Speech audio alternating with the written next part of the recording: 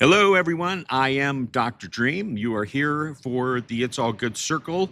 It is Monday, December the 1st, 2025, the last month of the year.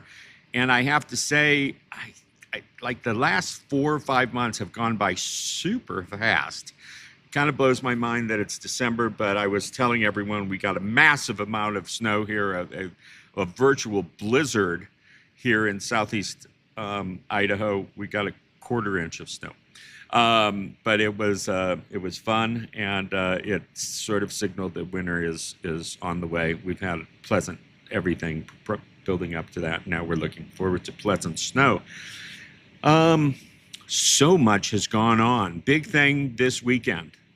I finally took the time to get all of the podcasts. Well, Daryl and I have this Quantum Alliance D squared, and we do every Sunday or sometimes Monday, depends on our schedule. We post 7 videos for the week.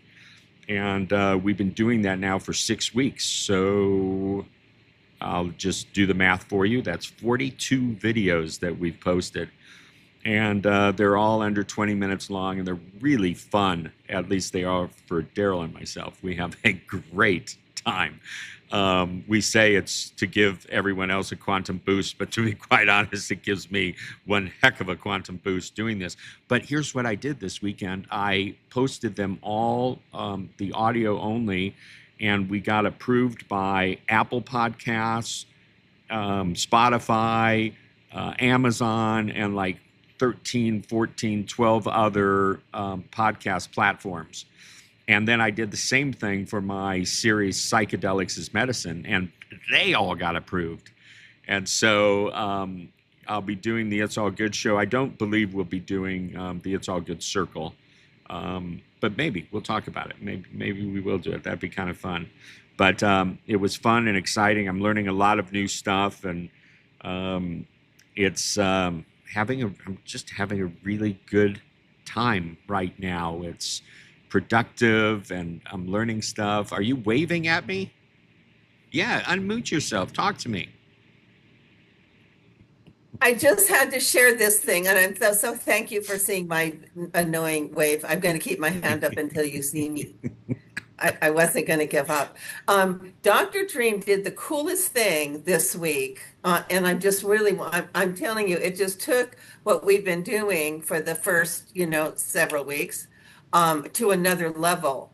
Because what was taking some time is there'd be a subject title, and then during when we had a conversation, we would be explaining our opinion of what that title was about. Well, what he did is he created before so he said the title, and then he explained what that means. It was so cool. It worked out so cool. So then the conversation could be like, so everything is moved faster. We did most of them in 10 minutes to 12 minutes because he had done that part. I mean, I was just tripped out. I was so blown away at how good that was. And I wanted to just let you guys know, even check in one of them to see, because it's really super good that he did that. I mean, that was like genius, brilliant, creative stuff. I just had to brag on you. I'm done Thank you. now. I really appreciate that. The big thing here, Daryl, what I heard is that Dr. Dream and Daryl can get together and only talk for 12 minutes, which to me is just amazing. That's just like a little bit mind blowing that we're able to just talk for 12 minutes between the two of us. So, yeah, we're having fun, and it's just finding ways to reach out and to help people to create value. And it's nothing short of exciting. And I'm kind of at retirement age. I mean, my mother-in-law said to me, what do you do in that building all day? We hardly see you. And I said, I'm learning so much, and I'm working on all these projects, and there's so much going on. And I told her some of the stuff, and she probably thinks I'm a little bit nuts, but that's okay. I take good care of her daughter. So it's it's been amazing. I've also started the Humanopathy Academy. I'm in the first module, which is psychology, and it's kind of the mind-body connection. And I'm learning some really amazing things. Did you know that the average human has between 60,000 and 70,000 thoughts a day, and most of them are the same ones that we had yesterday? So, there is an opportunity if things aren't going the way you want them to, maybe some of those 60 or 70,000 thoughts are responsible for that. Absolutely. And that to me says there's an opportunity to shift those thoughts. And that's kind of what the whole short video series that we're doing, quantumallianced2.com. You can check it out yourself and let us know what you think. We'd love the feedback. And also, by the end of a year of doing this, 52 weeks, we're going to have 365 videos. I've come up with 42 topics already. If you have some topics you would like us to talk about, I'm wide open for you to share those with me. But my mind has not dried up yet. So, wow. All right. We're having fun tonight. We're going to, this is a fascinating topic, and it came up 2 weeks ago while we were all talking about another topic, and Destiny said, "Hey, everyone, I want to talk about this." Timing wasn't quite spot on, but it did bring up a topic that is well worth looking at, and it was she was having a scenario with a friend of hers who is really anti-Trump, and like, woe is me, the world's going to hell in a handbasket kind of thing, have this horrible man, blah, blah, blah. And then, kind of like, why aren't you all up in arms about this? What's wrong with you, sort of thing. And so Destiny said, how do we handle that kind of energy? How do we, what's the thing? And I thought, this is good. We probably could have done this sooner even, because it's such a timely topic because of, well, how much division the media, puts us in, and how, part of us are being tugged one way and the rest of us are being tugged the other way. And in between is the perception that there is no common ground. And so, I don't normally have 2 weeks to think about something, but I have had 2 weeks to think about this, and I've made some notes and gone through a process. And so tonight's topic is how to restore peace and connection when differences divide us. And so when people hold different perspectives, emotions can rise quickly.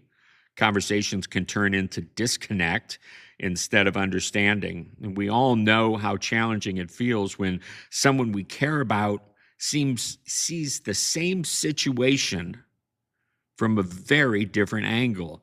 Yet these moments are also incredible opportunities to practice presence, to practice compassion, and energetic responsibility. And these are some great things that help us kind of going to guide the conversation a little bit tonight. They show us what we value, how we respond, and how willing we are to stay connected even when the terrain becomes less than comfortable. Okay, and I know that we've all had situations like this. It may not be political, it may be religious, it may be some belief system of ours, some perspective or understanding that we have that people in our lives just can't relate to. And as a matter of fact, they can only relate to the way they see it.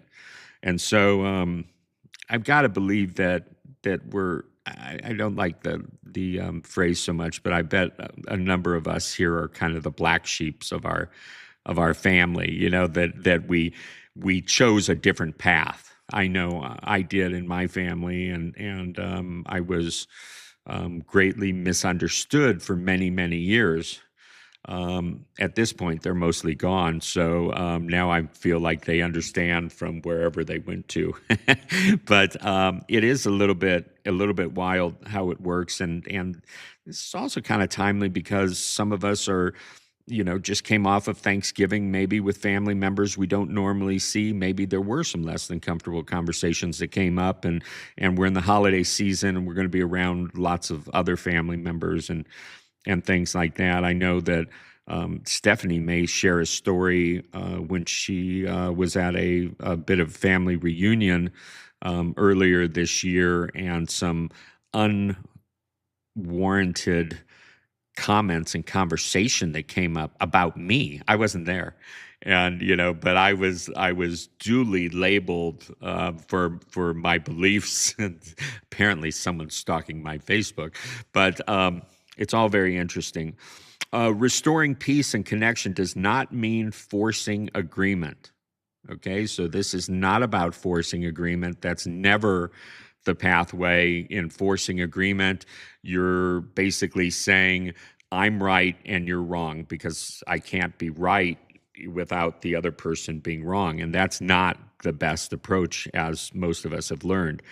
It means choosing to stay open enough that the relationship remains more important than the conflict. That the relationship remains more important than the conflict. And this becomes sort of the foundation piece in my mind. It means allowing the heart to guide while the mind softens. So it's like moving from the mind and the thinking and the ego, which resides up here, into the heart space. And even just saying that sounded good. It means making the space safe for everyone involved so that understanding can rise naturally. And so, number one, lead with curiosity instead of certainty. Curiosity dissolves tension and creates a bridge. Step out of the need to defend your viewpoint. Ask questions that reveal what shaped the other person's view and what emotion may be underneath their words. So go for understanding as opposed to forced agreement. And, we all come from different backgrounds and everything. We all have situations that, whether we like it or not, they play a huge impact on our perspective and our beliefs. And sometimes we don't even realize how much they do that. And so, all sorts of scenarios here that I could talk about, and we'll talk about it when we get into the open forum. The second one is reflect the humanity, not the position. Focus on the intention and the heart behind their words.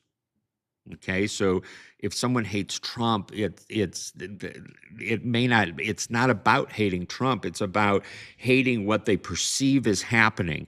And if they didn't truly care about humanity and the world and individual rights or whatever they've been fed by the media, that, but it's triggered something that is deeper than the thing that they're focusing their discontent on. And so just to be able to find what that is, and when you find it, it's like, wow, this person cares so much. They've allowed themselves to be manipulated by the media, or whatever it is like that.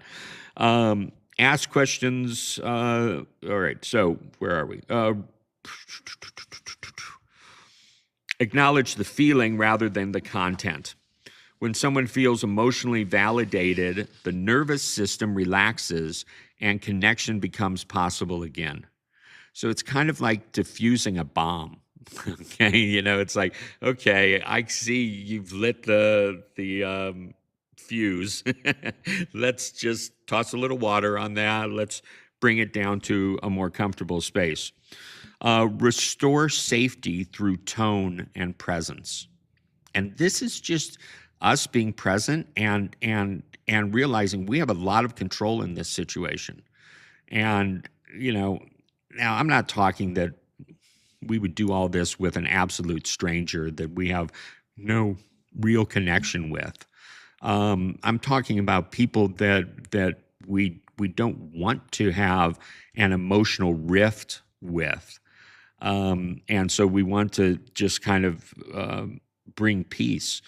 Um, Presence restores peace more effectively than logic. Slow your breath, relax your shoulders, and soften the tone of your voice. Regulating your own energy helps recalibrate the entire conversation. Okay? Because maybe, on their end, they're just wanting to get your goat. They're just, like they're just wanting to get you all stirred up and everything. And it's like, no, I'm not going to let this person have that power over me. I'm going to hold my power. I'm not going to sink down to this less than comfortable level. And so find the shared value beneath the difference. And this is just, it takes us down to like the core of who we are as humans. And you may have to, some people, you got to dig a little bit to get past, all the stuff that they've built up. But under most disagreements is a shared human value. Identify the deeper need you both care about. When the shared value becomes visible, the difference loses its power. And the most common denominator for humanity is that we want to feel safe, we want to feel heard, and ultimately we want to feel loved. And so, but many of us have built up a lot of stuff, a lot of walls and layers, before we let people get to that place with us. And that's, again, based on their story, based on their childhoods, based on all sorts of variables here. And so choose connection over resolution. Some conversations do not need to be solved. They simply need to be held. Prioritize staying connected over being right. Remember what we said, it's not about being right. That's an ego dynamic. And when you step in an ego dynamic, pretty much everyone's going to lose. It's not going to work out. All right. So restoring peace and connection when differences divide us is an act of emotional leadership. Unity is not built through sameness, but through generosity of spirit, willingness to listen, and the intention to stay open. Each moment of difference becomes a doorway to deeper understanding and connection.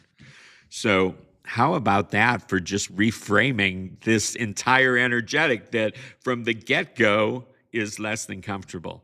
I'm going to open it up right now to whoever goes ahead and unmutes their microphone. And let's hear, you can share a story about someone that is close to you that just has a radically different belief than yours, and maybe they judge yours and how you deal with that, or address whatever I've just said. Daryl, your mic is Yes. unmuted. I'm going to let you take the ball I'm and run just with it. bursting with this subject. And so I have shared this story before in other contacts with some folks that may be on this call, I'm not sure. But anyway, so first of all, fundamental is that the ego is designed to be superior and right, and it has everything to do with its survival. And it was also created in the frequency of fear intentionally. And so, because it had a purpose and survival was the purpose. So, the reason that being right doesn't work is their ego, it needs to be right too. And each one is going to fight to the death to be right. No one's going to be right. I mean, it's not going to work. So, anyway, so I have and then what I've learned from all the times I have been judging, and like not fair, not right, and just and all of that. Um, it never worked ever, ever, ever to build my case when I was in the judgment deal, life condition. So anyway, a particular situation happened, and I learned so much from this very subject, this very situation. I established a life policy, you could say, where if I'm in judgment of anybody about anything, I won't speak. It doesn't work ever. Sometimes if you're being attacked or something, I can be triggered to respond, and then I stop as quickly as possible. So anyway, so I was in Denver, And so my policy is if I'm in judgment, I won't speak until I'm not there. So these two women came to my house theoretically to do a meditation. And whatever the deal was that day, Trump must have said something that caused them to be in a rile. Sure. Excuse me. And they came in my house filled with all this hate and rage and were just vomiting all this hate in my home. In the area that's my sanctuary where we do prayer meditation time was just horrible. And I felt like I was physically being poisoned by that energy. And so it kind of ended it, quickly. And then I decided I wasn't going to have these gatherings anymore because I just didn't want that kind of whatever that was in my home. But I needed to cancel, not in judgment. And I couldn't get out of my judgment about the poisoning I felt. So at some point, and this is what I would do to this very day, that's where I needed to ask God for help on that because I could not get out of judgment under any I just couldn't do it. And then it's 2 weeks have gone by and I still need to say we're going to cancel. But I can't speak about canceling until I'm out of judgment. So catch 22. So before going to sleep, I asked God to help on this. I need to be out of judgment before communicating to anybody. And I have absolutely no idea how to do it. So please help me on this one. So I go to sleep. I wake up in the morning. And then the first thing in the morning, I have this incredible memory of when I was 15 years old. And I was doing track and field and training for the Olympics and stuff, pretty young. I was 15. And so pretty serious athlete. And I had two coaches. One was a Russian coach, who was my 50-meter low hurdle coach. And then I had another coach, Andy Jackson, who was African American. He was my high jump coach. And so my parents never came to anything I did because girls weren't supposed to be good at sports. And I was better than my brother. And that just shouldn't have been that way, and newspaper things and all of that and champion stuff. And so that they never came. So they had no idea who was who at all because they never came. So anyway, Mr. Rodionoff was always the coach that brought me home after practice. And this particular night, and I've been talking about Mr. Rodionoff and Andy Jackson because they were just such wonderful people. So anyway, so this particular night, Mr. Rodionoff had to take another girl home before me. That would put me in my parents' home at 10 at night, and that would be, cause some challenge for me personally, coming in that late. And so anyway, and then I don't know what occurred to me. How I didn't know this before or whatever, but I said, Andy, I just realized you live so close to my parents. Why have I never asked if you would drive me home? I talk about you all the time. Would you drive me home? You could come in and meet my parents. And he said, oh, I'd love to. And so that was what happened. So Andy, it was 1967. So, and Andy was a rather significant, he was a body guy, I mean, an athlete himself. So here I am on the back of a motorcycle with my arms around Andy, long red hair, white as snow, white as Dr. Dream's snow that fell on his grass this morning. And then people were yelling stuff out of the car and I went, thank you, because I just assumed they'd know he was wonderful also. I had no idea about anything. And so then we come to the house and I run in the house and go, Mom, Dad, Andy's here, Andy's here. And this is the memory I had that morning. And it was significant memory because of what I learned from Andy about hate and judgment. And so I go, Mom, Andy's here, Andy's here. So Andy then he doesn't come in the house. He puts one foot in the house in the front door. My mother is standing, just came out of the kitchen. I'm in the middle of the living room. He's at the door. The moment she laid eyes on him, she'd never seen him before, only heard even positive stories about him. The hate that came out of her eyes was so scary. It was terrifying. And I can't even duplicate this tone of her voice, but she said, you close the gate on your way out. I went, whoa, stop, Andy, don't move. Mom, stop. That's Andy. That's Andy. She went, he understands. I went, Andy, don't move. Understands what? And he went, "It's okay, I understand. I'll see you at school tomorrow." So then he leaves. So then I get sent to my room, no dinner, and they're yelling something about the neighbors, and I touched him because of the motorcycle hug. And anyway, so I go to school the next day and asked him, what was that about? I got punished, etc. They were something about touching you, the neighbors. I mean, I don't understand what was that about. He said, "Well, that's called bigotry." I went, "What's that? Never heard the word." And he said, "Well, that, word for word, that's a hatred that's formed from the unknown. And that's a hatred your parents carry in their hearts, not me. And I'm sorry for them." The most beautiful man like ever. And from then forward, I became a rebel every single time.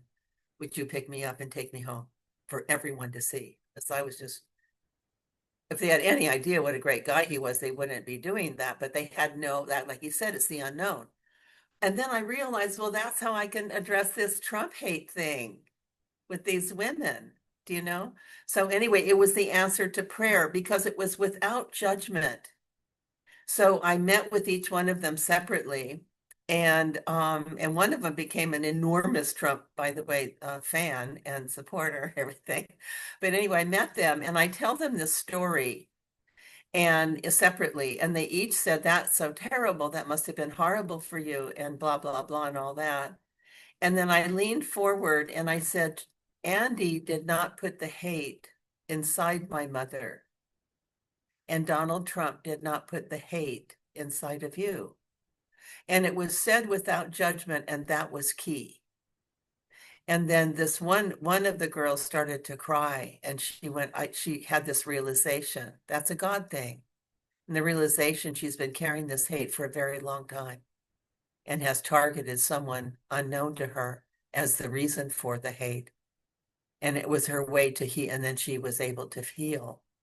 So I just found that experience extraordinary because it's that kind of thing where what I believe it was God answering prayer when there's no way I could come up with how do you do this? I mean, I'm, stuck, So that for God's help always, because the being right is not the solution. It will only make things worse, and the divisive part will get just broader and bigger. And then at the same time, because it's now God inspired, there's no judgment in that frequency, you could say. Anyway, so I wanted to share that right away because it is that situation. Do you know what I mean? And I've lost friends, lifetime long friends, over not hating Trump. And I say even the Buddhism I practiced hated Trump. Everybody hated Trump. That's indoctrination, right?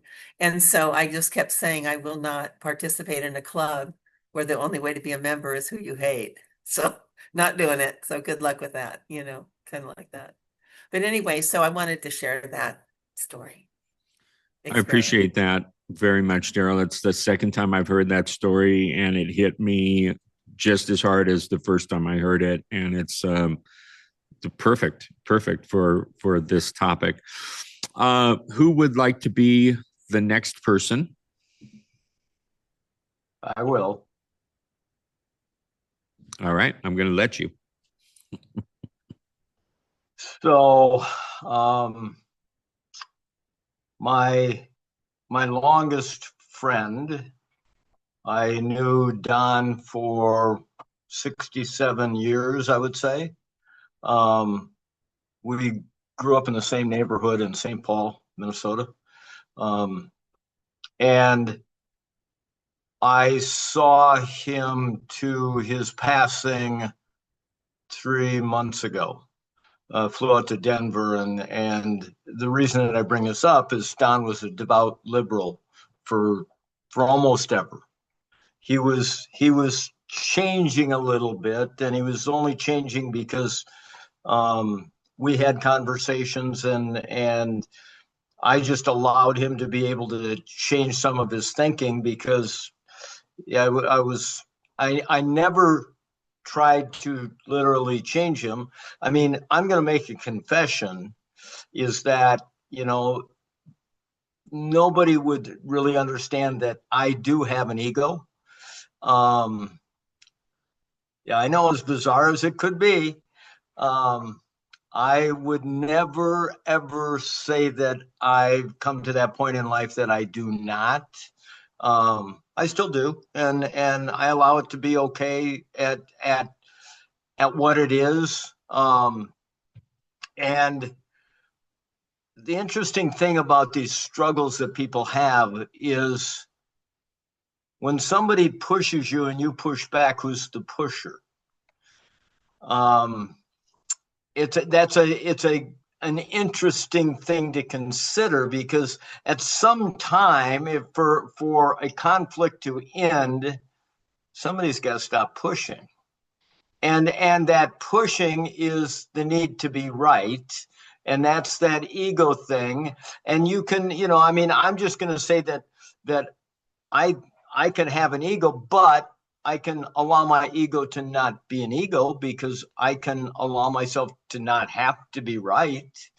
Um, and I find that really interesting in I guess what people today call politics, um, because I'm a pretty firm believer in that it's all BS.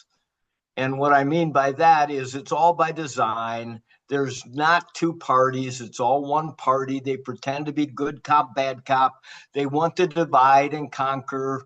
That's constant. I mean, the interesting thing is that for people that buy into one strong side against the other now, and I will say this, is I am somebody that my thing is I'm going to teach people how to fish. I'm not going to just give them fish. And, I want accountability. I want people to have, to be honest and be upfront and live truly and whatnot. And so that's who I am. Whether, some people will say, well, that's a conservative. Well, if that's what it is, then that's what it is. I'm certainly not a Republican. I'm definitely not a Democrat. I don't like any of them, because I think it's all played upon the people, and, nobody ever gets anything done. Politics goes on and da da da. And I think literally for most people, it's a waste of energy, because there's kind of that saying is concentrate on the things that you actually have some reasonable effect on. And politics is probably not all that much one of them. I don't even know if elections are real. Who knows anymore? Um, but you know what? We're all sitting here. We're all surviving. Um, And so, yeah, that's a difficult situation to be in with friends. And myself and Don, there were times in our life that we had these little bit of struggles, but he knew where I stood and I knew where he stood, and I didn't care. We loved each other. It was okay. Um, I thought he was foolish. He thought I was foolish. And so, who cared? Um, and so there is this thing beyond that of being able to love one another, and regardless of who does what or whatever. And when we went back to the vaccine, I had, let's just say, close family members, not in my immediate family, but just very close, that told me that they loved me so much that they wanted me to get vaccinated. And I politely said, it's okay if you don't love me so much, because I'm not going there. So just know that it's okay. I'm giving you permission to don't love me that much. But all in all, that struggle is within the other person, to me, because I'm not going to tell anybody what I think they have to believe. I had people come into my office and say, Phil, should I get vaccinated? And I said, I can't tell you what you should do. Are you asking what I would do? If you're asking what I would do, I'll tell you that I did not, and that's not for me. But I'm not going to tell you what to do. You need to make up your own mind. Um, and, personally, I think it's a bad idea, but that's up to you. So, and I have people that are, let's just say, conservative, Republican, whatever, that I own a street corner that's in a fairly trafficked area, and people will come to me and say, hey, can I put this sign up on your corner? And it's always conservatives that want to put a sign up on my corner. Never once has a Democrat come to me and said, Phil, could I put a sign up on your corner? Now, the interesting thing about that is if they asked me, I'd probably say, sure, go ahead. Everybody has free will to decide. I don't care if you want to put a sign up on my corner. That's, and because I literally don't care. And if somebody wants to ask me, oh, are you that? No, but I believe in free will, and everybody can have a choice, and everybody gets to make up their mind. So, but I haven't been put in that position because they've never come to ask me. Little do they know that I might say yes. So anyhow, that's the biggest thing is sometimes we have to get out of our way on that needing to be right to allow things to pass. Because when we give that up and we set ego aside and we allow it to be okay, to not have to be right, that's when everything can be okay. So there. Thank you. Thank you, Phil. Just reminds me when I come to visit, I'm going to bring some really crazy signs and put them up on your corner. Oh, I would love it. I'm not even going to ask because, I got free will. No, yeah. And so bring some psychedelics. I'm talking about signs. Oh, okay. I was like, Phil, my goodness. All right. We should move on from here right away. And so next, I've got Gail has unmuted her mic. Are we ready for you, Gail? Maybe not. Almost 15 years ago, I was having a fight with someone. And my friend said, you might be right, you might be wrong, but would you rather be right or be in relationship with this person? So I stepped back, stepped down, and started a dialogue that was different with the person I was disagreeing with. And lo and behold, we sort of repaired what we were in the middle of destroying. And then 4 or 5 years ago, I had a disagreement, a profound disagreement with the same person over the vaccine, to the point where he walked away. And I know that we both grieved. And a different friend said, remember, you love each other, you just disagree about this thing. So would you rather be right or be in relationship? Because if you would rather be in relationship, then stop insisting on your viewpoint and just listen to his. Because you love each other, and you guys do have differences, and he's got some very fears that are very overwhelming to you, and give him space and let him figure out what's important to him. And he might come to the same conclusion, and maybe everybody just go off to your separate corners. And does this work for politics too? Sure. I don't butt heads with people about politics anymore. I don't need to. I just quietly back off.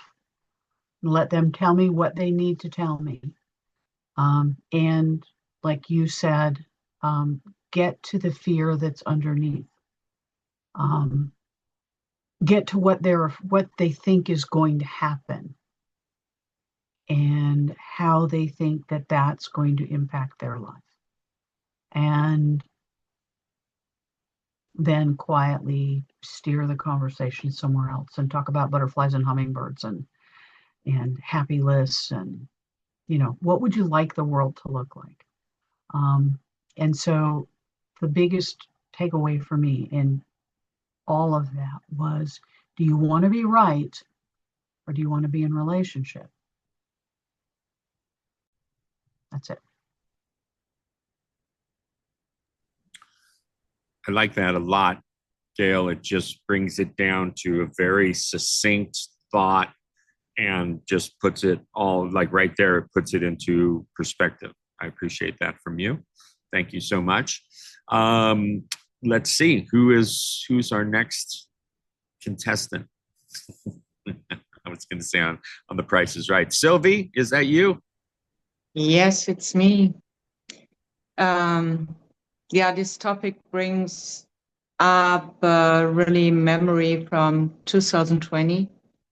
And I think 2020 was, for most of us, a really rough time.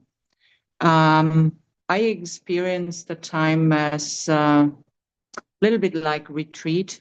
Everything was still standing. But I had, on the other hand, really interesting conversations with people I really dearly love. They had the opposite view on specific things than me. And it was pretty much close, even that I nearly lost one friend, and she is a really dear friend of mine and probably the longest friend I have. And she is a nurse. So, and she was a whole life nurse since now. So she have right now, I think, something about 50 years being nurse.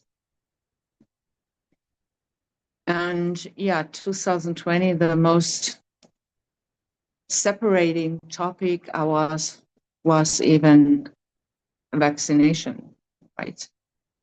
Pro and contra. And we are still friends. I need to say this. But for me, it was interesting to understand that her belief was really provided by her work, because it was like she needed to get it and she could go along just to keep on going with her job, but she was even believing in it. And normally she's a really open-minded soul. And I was so surprised to see this. And it even hurt inside. But we kept on going by just accepting that we have different views on the same topic. And we decided that the love we have for each other is way more worse than this topic. And I had another situation here in Mexico by a dear friend. He wanted that everybody have even showed the paper that you went through and got this vaccination. And so I stepped up to him and I said, I think that's not okay what you want that everybody shows here. And he said, yeah, but why you don't get it? I said, I see that behind the signs are not proven enough. And at this moment, I don't feel it, and I'm healthy, and I don't think so that I need it at this moment. Yeah, but I said, yeah, but I see that you are afraid to get sick, and I understand you, and I understand even your decision you took. But I want you that you understand me, that you don't pull this thing over me, that I have to get it because you are afraid. I'm not afraid. And this was the conversation finished. And then I think 10 minutes later, I had the feeling I need to step up to this person again. And I looked in his eyes and I said, and I want to let you know I still love you from the bottom of my heart. And we just kept on going and kept on going, having friendship without anymore discuss this topic. And I think that's what it is to see, even like Gail and Phil said before and Daryl said before, to see even what is behind. What is the, maybe fear, often it's fear. And even go back and say, hey,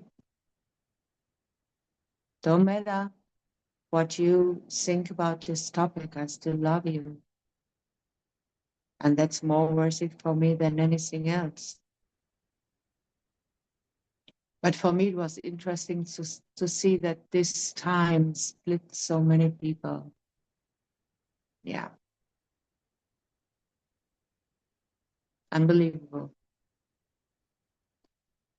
That was my experience where things were going nearly apart. And I'm not a person, I don't like to speak about politics at all, because it's not a topic where people agree mostly. Let's say it in this way. And so I think the world don't need politics. The world needs love. That's it.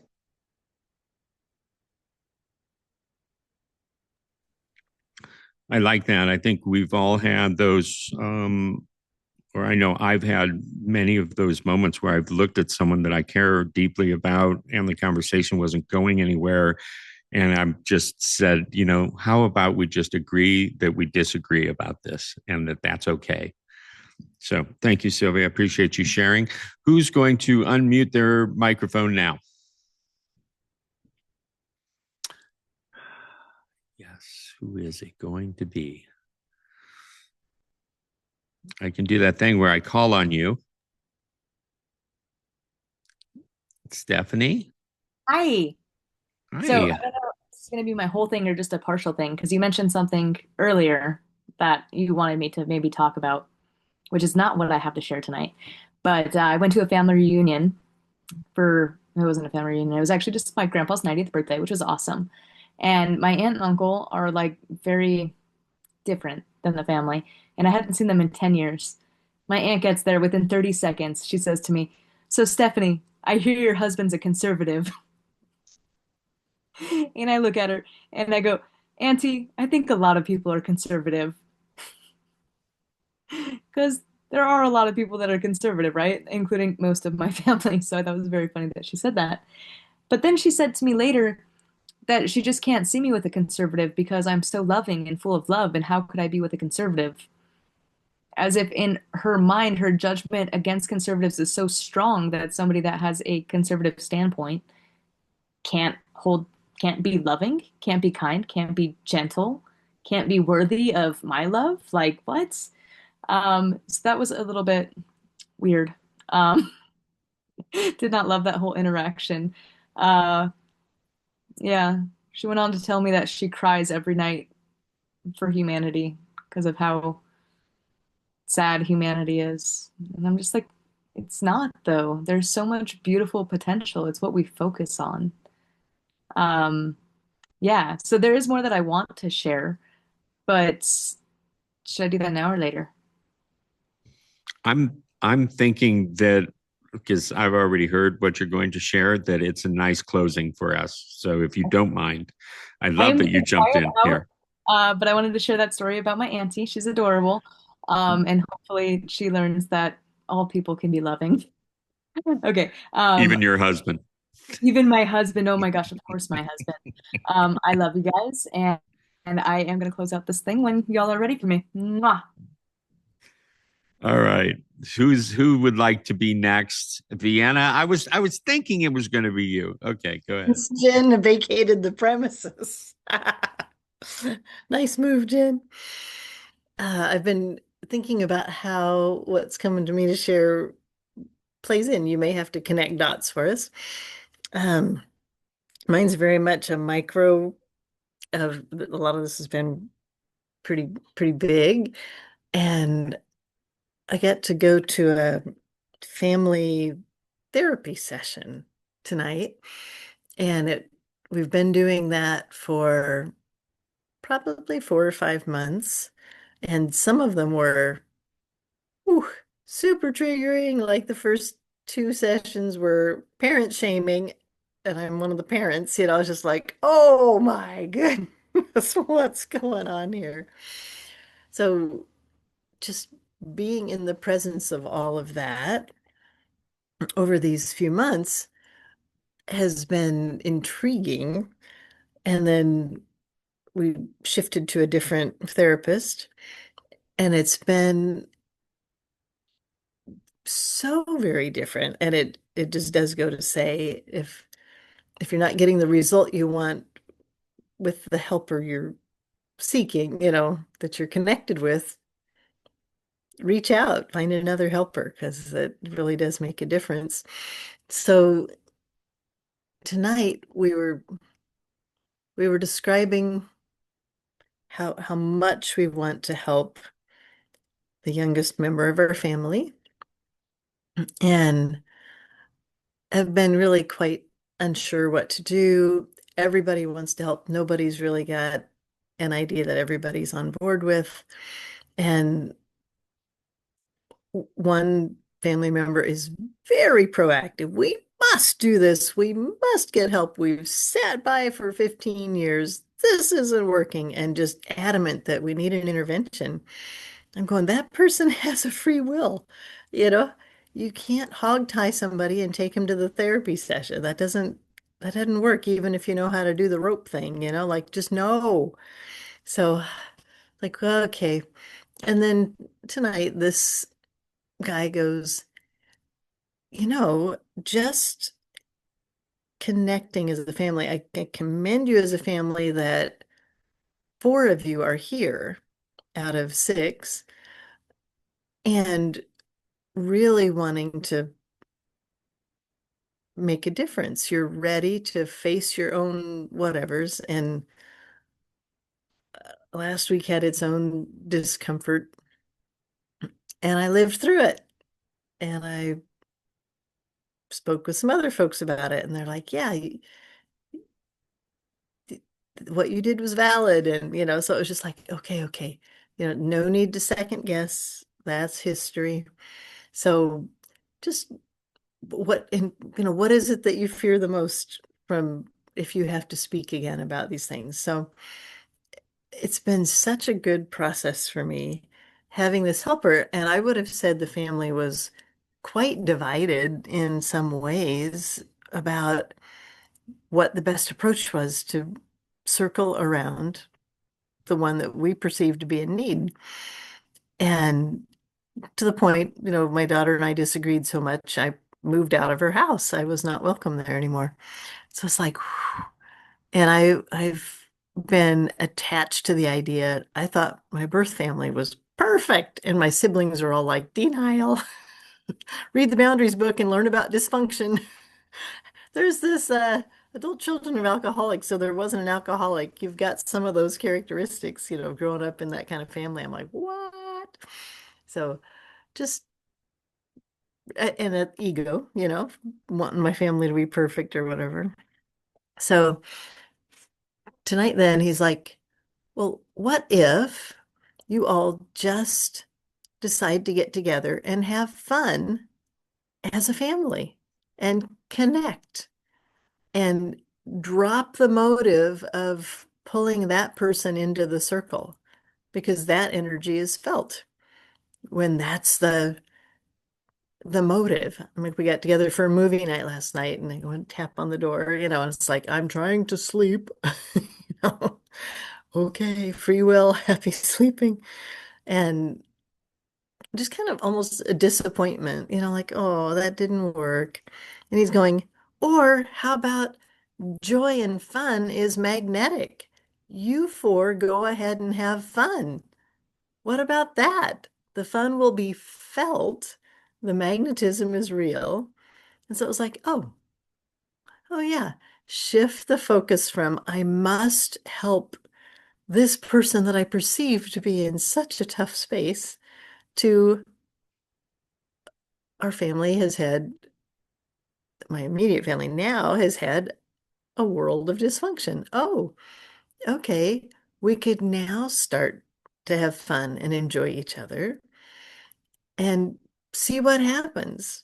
So I think if I want to broaden this out to the bigger picture, get together with those with whom I love, whom I can have fun with, and let that magnetism, let that light, let that love, that hope, that joy be a light. And whether or not somebody asks, hey, what are you smiling about? It's okay. Whether they do, whether they don't, they get to have their journey. And in the meantime, I can have fun. Oh my goodness. And not be just ignoring someone else's pain and saying, perhaps this is the best contribution I can make, is to become healthier and more connected myself, so that I come from a place of a filled cup in this context that has often been a stirred pot with whatever burn at the bottom or so that's for what it's worth department. That's what I have to share tonight. Thank you for listening. Thank you for sharing. I appreciate that, Vienna. And up next, do we have Jen? I can't see any pictures just because I've got the big screen, but Jen, are I'll you? just I'm kind of all over the place right now. I'm listening to all of you and I hear and I'm picking up pieces and it's touching me in a really personal area relationship in my life with one of my children. So I'm probably not gonna share a lot on tonight on the recording, but I am taking in all of these insights and seeing that yes, there are times when he just needs to be seen and heard. Unfortunately, sometimes it feels like the way that he presents to be seen and heard is not in a very positive light. God bless him. We've been through, for those of you who don't know, a lot of trauma in the last 12 years with losing my soul partner and their father, and several other things along the way. And then Hunter was just kind of,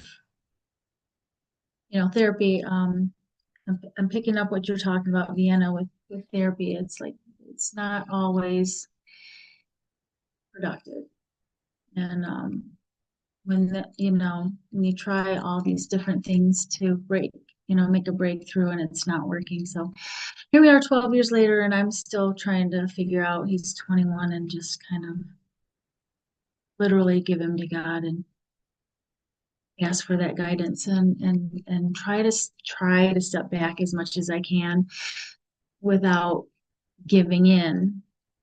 So Yep, that's probably about as much as I'm going to say on that. But I appreciate everybody sharing because I did get insights with pretty much everybody's messages. Jen, I just want to maybe have you address something else outside of the family. You are, you have taken the road less traveled, we can say, just about sovereignty and um, all this stuff. I can't imagine that everyone in your world has agreed with you. I imagine that there's a fair number of people that have been adamantly opposed to the things that you feel strongly about. Do you want to address just a couple of minutes of Sure. that? Because I think that's a real Yeah. thing. And Yeah, that's we've learned so much from you, but I got to imagine that there are some people that haven't been that willing to learn so much from you. that's a really good topic. Yeah, and for me, it was during that mass outbreak, if that's what you want to call it, in 2020, when everything started to download for me. I've always been a person of faith, and I've known some things, but that was like the moment where all of the scales fell off my eyes, like all at once. So I was like, okay, go straight to creator. The kingdom is within. Seek and you'll find, ask and you'll receive, knock and the door will be open, the truth will set you free. So that's, I literally started living by that and knowing that the only true source of truth was within through God. So I started connecting that way and just learning. And things would come across my field of awareness. Um, and I had an inner knowing. And then my friend, one of my best girlfriends, she was at our little small town post office during that time with the mask mandates and everything. And she was in the post office without her mask on, and another gal came in without her mask on in a government building. Woo! And she's like, oh, I gotta talk to this person. Well, they had a conversation, and then she's like, would you have lunch with my friend, a few friends? So we set that up. She was filing her state national papers. That's what she was doing. To correct her status as a state national, to, as I say, come out of her, my people, leave the beast system, come back to the land and soil, common law, all those things. You can say it in a lot of different ways. So for me, it was very like, oh my God, biblical. Like this is like, I had this like total like knowing of what we were in, what I was witnessing in the world. I started going down all the rabbit holes and the deep dives and the, bloodlines and the controllers and all this stuff. And I'm like, you know what? I'm not going to participate anymore. I don't have to, I'm going to pull out of everything I possibly can, which involved me taking my kids out of school. That's a long story. But we met for lunch and with another naturopath, and her husband's a chiropractor, and she ended up heading up the whole um, kind of training and would actually use our local library. And she would, reserve 2 rooms twice a month, and everybody would come in, and she would do a whole presentation and would help with paperwork and everything like that. It's quite a process. My mom and Ted, her partner after my dad passed away, they were my witnesses. And at that time, we had to do it because our papers had to be right. I'm not a Zoom, honey. Um, and their concern was we had to do it over Zoom because our coordinator was in Columbus and she was going to notarize the paper, so she witnessed us doing that. But my mom and Ted's, they were supportive. They were my witnesses, but they're the first thing, they had the fear, you know what I mean? Oh my gosh. And then my brother and my brother-in-law, oh my gosh, she's gonna get herself in trouble, blah, blah, blah.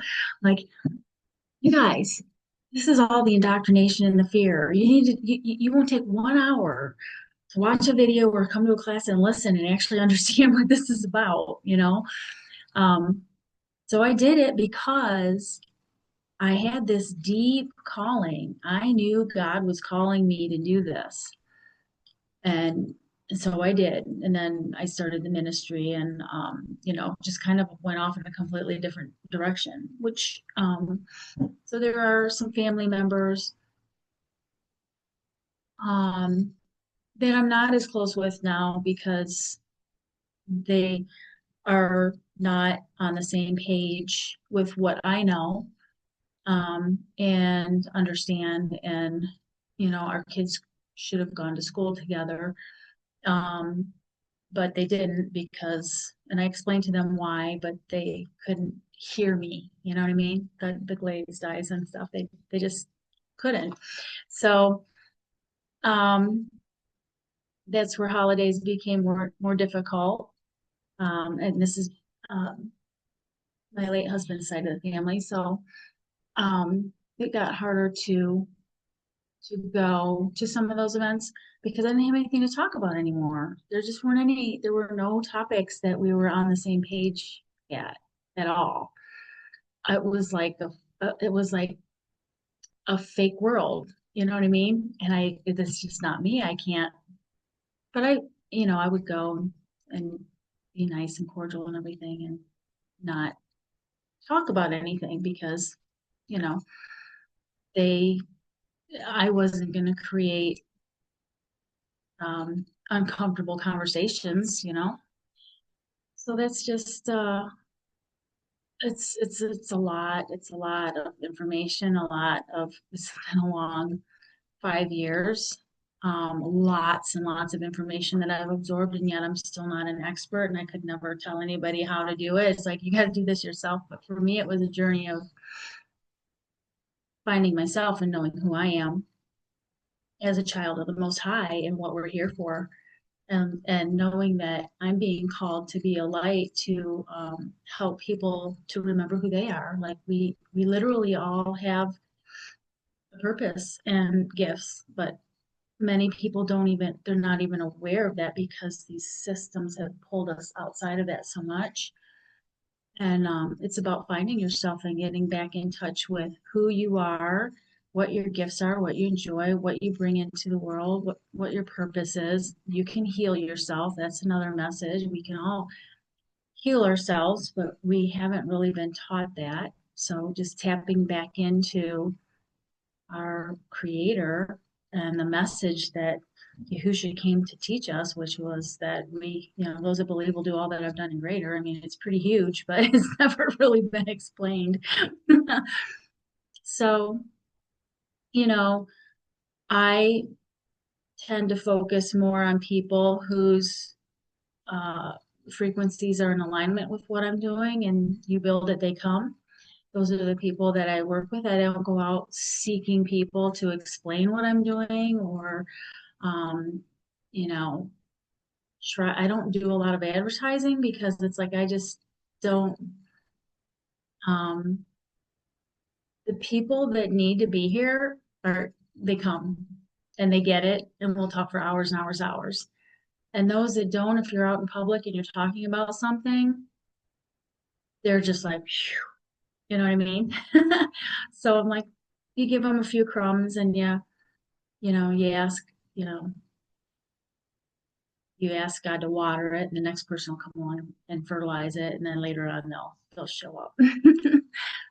So that's I don't know. Is there anything else, Dr. Dream, that I'm not sure if I'm covering what you No, wanted? you did just fine, Jen. I'm Stephanie and I are two that like energy attracts like energy, and we found ourselves there with you, and the hours we've spent talking to you have been had a very positive influence on us, and instilled a tremendous love from us for you.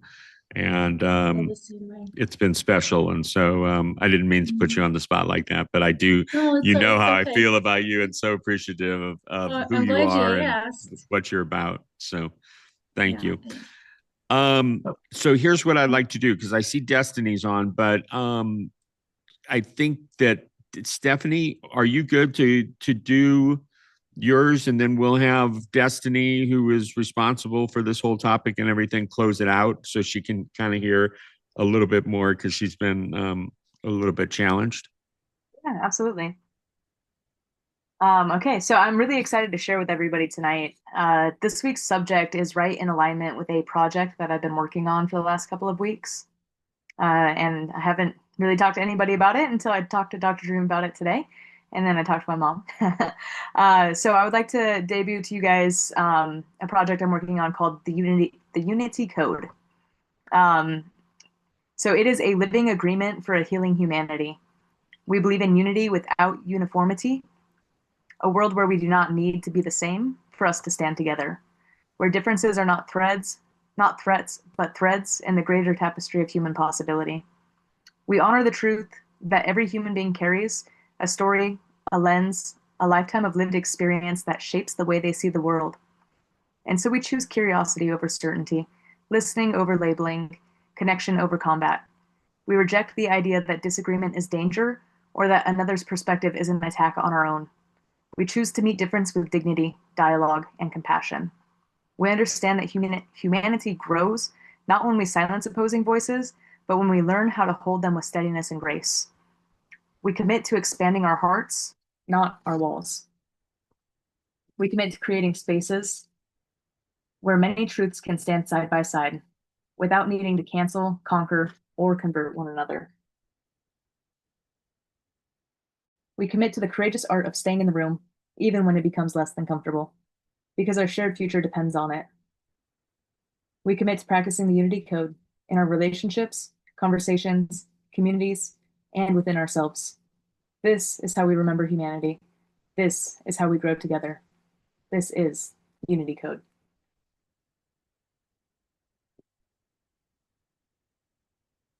I have a short little meditation that I would like to guide you guys through. So if you would, please go ahead and close your eyes. Place your hand over your heart and feel your breath rise and fall. Feel your body soften with each exhale. Imagine yourself standing in a vast meadow. The sky is wide above you, the earth steady beneath you. In the distance, a figure begins to approach. Someone who sees the world differently than you. Someone whose beliefs, views, or experiences may have once created friction. Notice any tightness in your body and breathe space into it. There is nothing to defend here, nothing to win, nothing to lose. Only an invitation to expand. As they approach, place your hand over your heart and silently repeat, I honor your humanity. I am willing to see beyond difference. I stand here in compassion. Imagine a soft golden light rising from the earth and surrounding both of you. A field of understanding, a space where both of your truths are allowed to exist side by side. Let the light expand. Let your walls dissolve. Let your heart widen. And whisper inwardly, unity, not uniformity. Connection, not conformity. Peace begins with us. Breathe deeply into the spaciousness. A world big enough for all of us. And when you're ready, open your eyes, carrying the spacious compassion with you.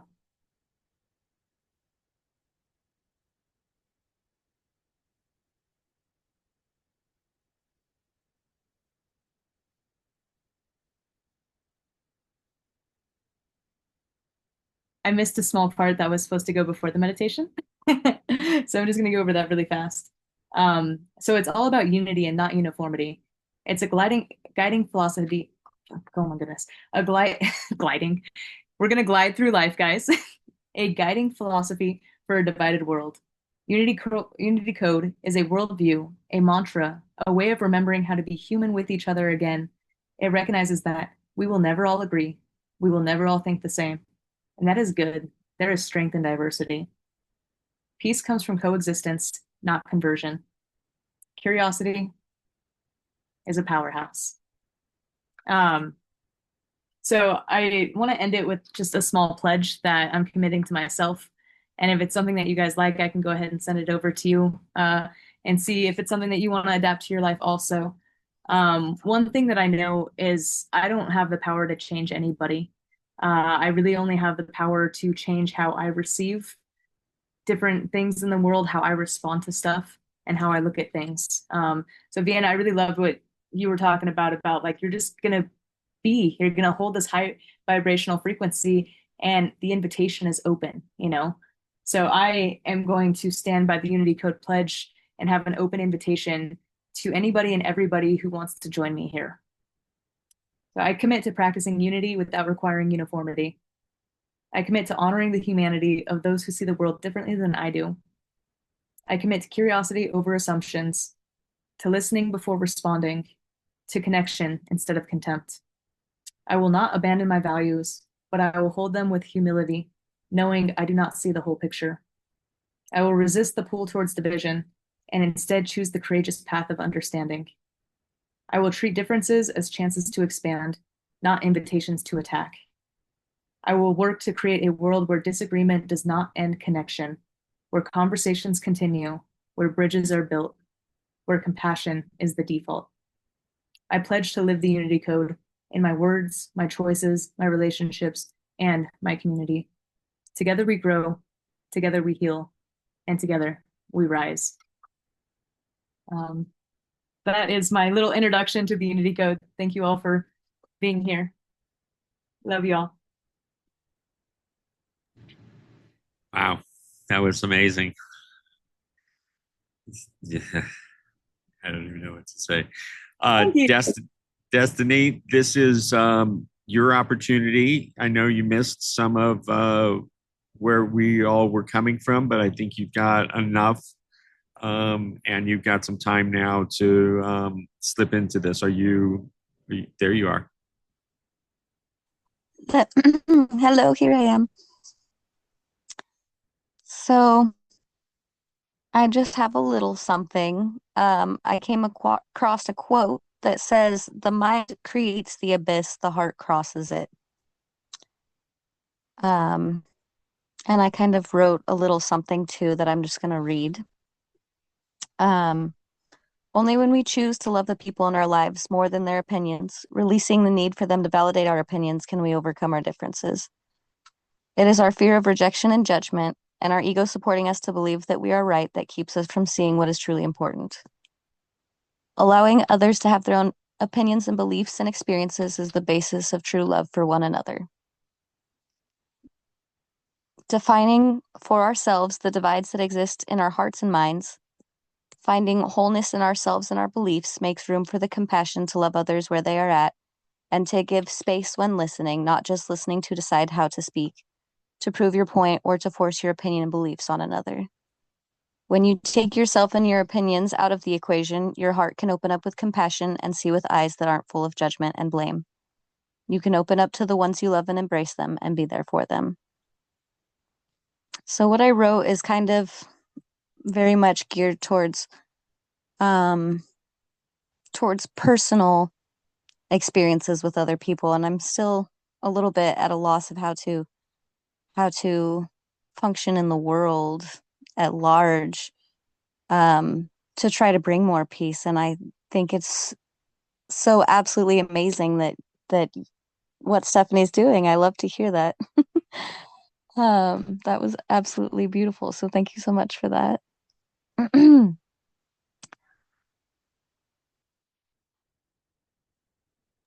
Awesomeness. Thank you, Destiny, for bringing this great topic to us. And I have everyone's email address that's here, and we will go ahead. I'll pass that along to Stephanie, and she can send the Unity code to for all of us. It was a beautiful share, and as always, I just want to thank you all for showing up. Not always the easiest of topics here on the It's All Good Circle, but certainly feels good for us to dive in. And, I guess the reason we don't have more people here is that we're all willing to go deep, and we're all willing to go there, knowing that the rest of us are holding space and out of judgment and everything else. And so it is with tremendous respect and honor for each of you, and then gratitude, tremendous gratitude for us all showing up like this and being able to have this opportunity. So in this moment, the most important words that I can say to each and every one of you is, I love you and thank you for being part of my experience. And I would imagine that that is shared by everyone else in this room right now. So you all have a wonderful rest of your week. We'll be back next week with another topic. We did discuss, maybe it was just me, having a comedy night where we all bring, we go deep, and there's been a lot of tears shed over the weeks here. I know Vienna's like, oh yeah. And so I'm thinking that maybe, I don't know if it's going to be next week, but maybe one night it's bring your clean jokes, your funny stories, and just humor that uplifted you and something you would want to share that would uplift the rest of us. Maybe it will be next week. Let's see what happens. Thank you all very much. Gail had a hand raise. I was eager to hear what she had to say. Gail, go ahead. So this is a really quick thing, as we are, I don't want to use the word butt heads, but I don't have a better word for it. As we are having a difference of opinion with someone else, allow yourself the grace of grief, because you love this person and you want them on your team. And if you are grieving because there's distance growing, allow that to just give yourself the time to grieve. They may be leaving because they have a totally different path that's going off to Poughkeepsie and you're going off to Los Angeles. And this is okay. This is what we are all doing, is we are losing and shedding the people that don't vibrate the same or similar that where we're vibrating and where we're headed. And we love them, but they're not always gonna follow us along the path, because they've got their own path to God. And so allow yourself the time to grieve that, and don't beat yourself up about it. That was a really hard lesson for me. So just there it is. I'm done. Awesome. Thank you for those closing words, Gail. Thank you all. We'll be back next week. And if you've got snow, have fun. Get out there and play in it. Make snow angels or snowmen or whatever it is. Maybe even send me a picture, Phil. And love you all so very much. And we'll be back again next week for the It's All Good Circle. Love you all. Good night. Good night. Yeah. Love you. Night.